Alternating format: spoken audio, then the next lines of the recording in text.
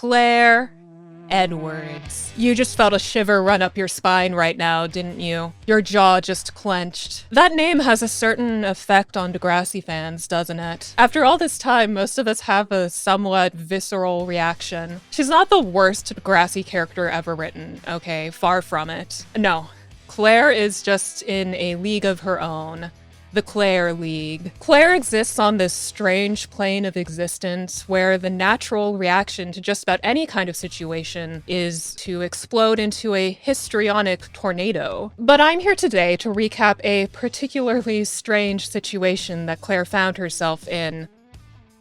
36 episodes into season 11, Jesus Christ. Guys, this is the one where Claire joins the weed cult. Season 11, episodes 36 and 37, titled Not Ready to Make Nice. Let's talk about it, just the Claire parts. So the episode starts in the morning before school. Claire and Jake are getting their breakfast in the kitchen and trying to avoid each other as much as possible. Or at least Claire is. I'm not avoiding you. Could you move or something? It's like 7 a.m., and Claire is already locked into her trademark dramatics. She explains that she's just mad about having to adjust to living with two men now, one of which happens to be both her ex-boyfriend and her neo-stepbrother. But then also her new stepdad, Glenn, leaves these empty milk cartons in the fridge. Ew. Oh, and it's Jake's birthday, by the way. He's turning 17 today. Claire's mom, Helen, comes in and she's all, oh my god, Jake, we should totally throw you a birthday barbecue. And Glenn tells Jake that he should invite his new girl over, which makes Jake glance over at Claire in fearful anticipation. And then Jake insists that he doesn't have a new girl. Whoever Glenn is talking about just now is just a friend. But Claire obviously still ends up careening into a Claire crisis and she flings the milk carton at the wall. The second Claire gets to school that day, she confronts Ali Bandari, because she's immediately assumed that Ali is Jake's new thing. God, what were they fighting over this time? These two were like Emma and Manny 2.0 back in the day. Are they friends? Are they enemies? Yes. Oh, no, wait, this is because Claire just caught Ali kissing Jake at Jake's dad's cabin. Right. It was that one silly episode where, I think Katie and Marisol got high and they locked themselves in a shed by accident. And then Eli was there. There was like a lot of stuff going on. Now this makes sense. Anyway, Allie denies that she's Jake's new thing, so Claire demands to know who it is. Cue Jenna tried to sneakily creep out of Claire's range of vision like she's a T-Rex. But Claire spots her. And if we know anything about Jenna, it's that she's stolen one of Claire's boyfriends before, so why stop today? So yeah, it's definitely Jenna. And now Claire's having her second big dramatic blow up of the morning. Jenna. And Jake, Jenna. We're just friends, Claire. You don't have to justify anything to her. You have to be freaking kidding me. The public ones always go the hardest, don't they? The teacher asks her what's wrong and she's like, do you really want to know my opinion on boyfriend stealers? I just can't believe how Claire speaks to people sometimes. Claire ends up going to this independent bookstore after school to get some more of her favorite vampire romance novels to heal her wretched soul. The woman who owns the store comes over and bonds with Claire over vampire stuff. Claire explains that she likes it because it's a big escape for her, which is all this woman needs to hear. She listens to Claire complain about family problems and trauma dump all the Jake stuff on her. And then she gives Claire a book on vampire psychologists, which is apparently sexy AF. This woman's name is Summer, by the way. She tells Claire, hey, you know this one girl who works here? She's also having pretty bad family issues, so a few weeks ago she just moved in with us. Here's my address in case you want to be like that too. She says that sometimes the best thing to do in Claire's kind of situation is to get some new surroundings. Like, yeah, obviously living in a different home than her stepbrother ex-boyfriend would be a more ideal situation for Claire. But that's just the card she's been dealt. It's part of being the major angst hub in the Degrassi cast right now. The stupid shit is supposed to happen to her. Claire goes home after that, and she's sitting in her bed reading her new vampire psychologist erotica when Jake comes home.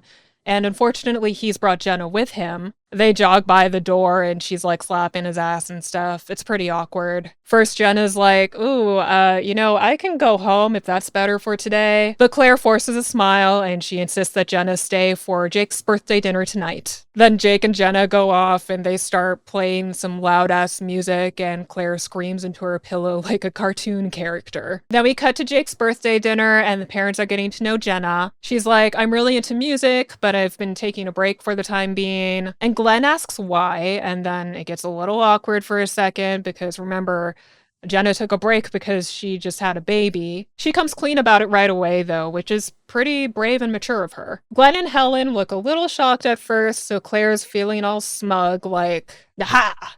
Now all we gotta do is wait for this ship to sink. Because Helen's this hardcore Catholic, so of course she's gonna freak out and she's gonna throw this hussy teen mother out in the street, right? But then the parents commend Jenna for her strength of character for taking on so much at such a young age and going through the adoption process, which is some pretty good character development, but dang, they couldn't have chosen a worse time for that, could they? So now Claire's the one who gets all upset. Helen and Glenn try to parent her, so she puts up a fight. She does all the stepchild cliches, like, you're not my father, etc. And she ends up storming out, of course. Thanks.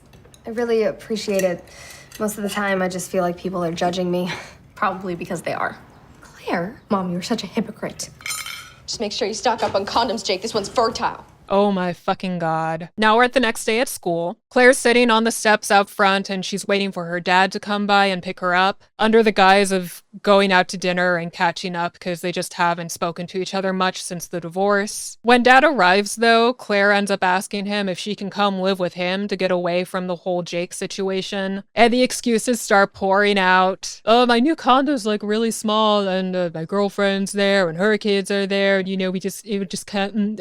So staying with dad's a no-go. When Claire gets home, Helen finds her and tries to talk stuff out. Claire calls her mom out for not discriminating against a teen mother. Like, if I had a baby, you would have sent me to Mars. Helen's like, that may be true, but it's not like I can send Jenna to Mars. She was our guest. Now Claire thinks her mom isn't even on her side at all anymore, which I kind of understand. Because her family situation has been changing at like rapid speed, and she's just been along for the ride. And everyone's being all happy and adjusting just fine, and then they turn around and look at her like, suck it up, buttercup.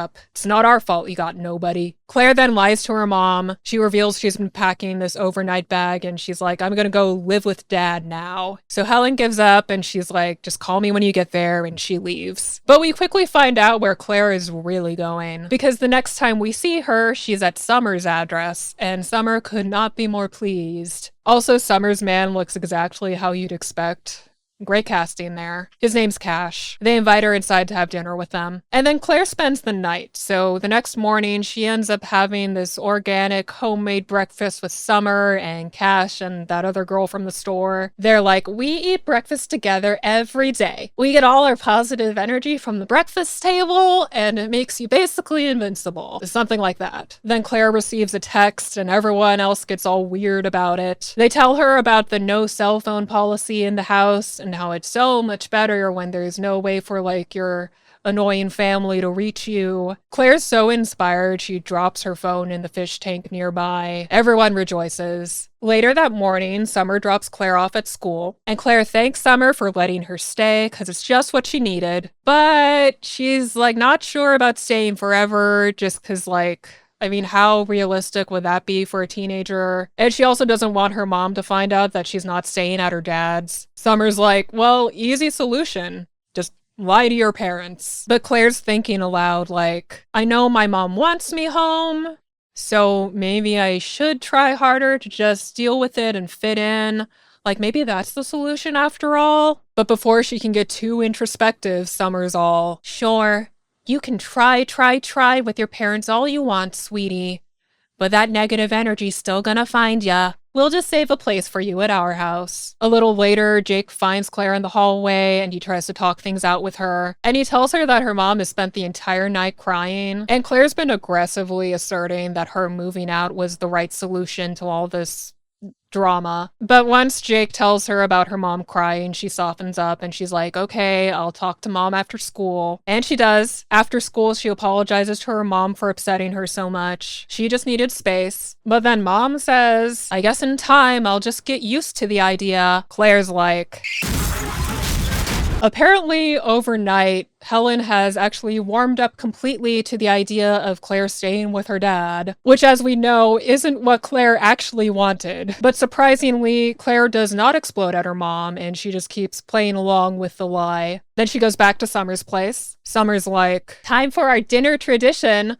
We take turns sharing. They all look at Claire expectantly, and now she has to talk about herself. Claire talks about how everything just seemed to flip on her so quickly after the divorce, and she just feels so lost and alone now. Summer's like, but you're not alone. You have us now. Then Cash says they have a lot of work to do now, but if everyone chips in, it'll go by fast. Claire's like, ooh, what are we doing? And it turns out it's tending to the illegal marijuana farm that's been behind the store the entire time. Summer and Cash tell her it's all good because, this is their business.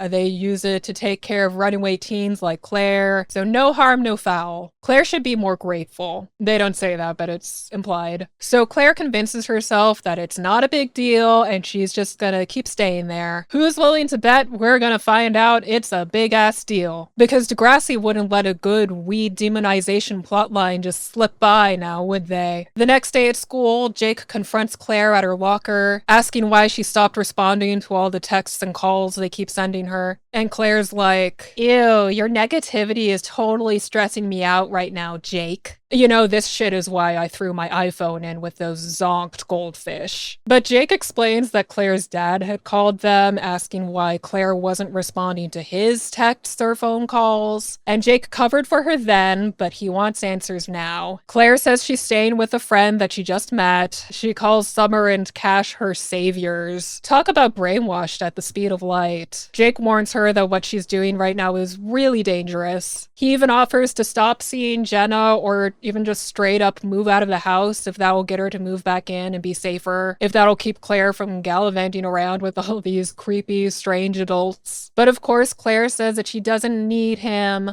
Leave her alone. This is me now. Yada yada. But to get Jake off her back, Claire finally coughs up the address to Summer's place and says it's for emergencies only. And then Claire wraps up this conversation with her usual dramatics. That spin on her heel to walk away. Jesus Christ, girl. This is Degrassi. Not fucking Days of Our Lives. Claire heads right back to the weed house after school, and she finds Summer pacing around the weed room, frantically trying to get a hold of somebody on the phone. Summer, maybe you wouldn't be experiencing so much negative energy right now if you weren't so attached to your phone. I thought we just learned about this. Claire asks what's up, and Summer's all, we're moving tonight. You should just leave. I'll let you know where we end up. And suddenly Jake busts into the room with Cash right behind him. Cash says he found Jake stalking around the house outside, so I guess his reaction was to bring him inside. That's a little weird. Maybe he thought Jake would like their interior decor and decide to join the weed cult too. But Jake says that he's here to save Claire. And then we find out that the cops have been circling the neighborhood, so that gets pinned on Jake. And Cash is ready to rough him up. But the cops are already there, and they waste no time busting into the house, pointing guns at them, get on the ground, and what have you. They all have their wrists restrained. After the raid, Summer and Cash both get arrested. Summer shoots Claire one of those, if it weren't for you meddling kids kind of looks. Jake and Claire are sitting awkwardly on this bench while the cops do their jobs, and they're still both handcuffed. A cop comes over and lets them know that they've actually been surveilling the house for a few months now. See, what the weed cult did was recruit runaway teenagers to become their weed accomplices. They target kids who are really going through it, because that's when they're at their weakest. And they promise them a new home and a new life as long as they chip in and help with the business. Man, that is just the kind of depraved shit that weed will make a person do. The cop leaves Jake and Claire to themselves so they can have their little end of plotline debrief. Claire says that she's definitely coming home now. She doesn't want to hurt her mom any more than she already has. Then she folds over and starts crying. Except she's not crying, she's laughing like a lunatic. And the two of them both have a little giggle fit together over the situation they're in. Good for them. So now Claire's gonna give Home with Jake and Glenn another chance. Jake brings Claire home, and Claire tells her mom that she's here to stay, and she's welcomed back warmly and instantly. Then Helen asks if something bad happened at Claire's dad's place, but Jake covers for her like, oh, it was that goddamn pull-out couch, right? So uncomfortable. Who could live in those conditions? So it looks like Claire's secret is staying a secret in terms of her parents. You know, at least until the first time Mom ever casually mentions to Dad that one time Claire stayed over at your house for about 3 days and her phone didn't work. Hopefully it never comes up. Helen leaves, and then Claire and Jake have their first authentically good sibling moment together. Claire admits that she was so focused on the pain of living with her ex-boyfriend that she only just realized how great it is having a new brother. And to seal the new sibling dynamic, they do a little fist bump. That makes it official. And that was Claire's weed cult adventure. I think it goes without saying that the realism was off the charts. I kind of want to recap some more Claire storylines because I feel like that girl is such good material for my channel. She has so many ridiculous plot lines, it's hard for me to even choose which one to do. So if you have a favorite that you'd like to see me cover, please let me know down in the comments. But that's enough from me for today. Remember, never tell anybody you read vampire erotica. Just don't volunteer that information. And I'll see you next time.